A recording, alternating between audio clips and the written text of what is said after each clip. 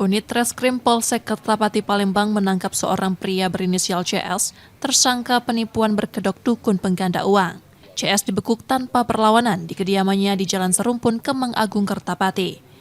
Dari lokasi, polisi menyita sejumlah barang seperti mainan kerang, jenglot, dan minyak ritual yang seluruhnya dibeli secara online. Untuk meyakinkan korban, pelaku mengirim video kerang ajaib yang tampak bergerak sendiri, serta memperlihatkan aksi kebal tubuh. Korban yang percaya lalu meminta pelaku menggandakan uang sebesar 91 juta rupiah menjadi 41 miliar.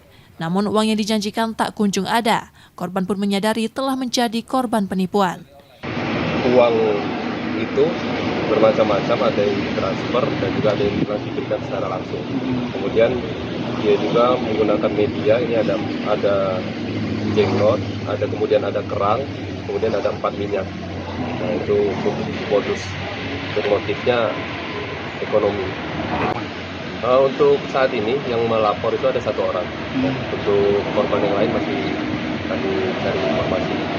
Kini tersangka terancam hukuman 7 tahun penjara.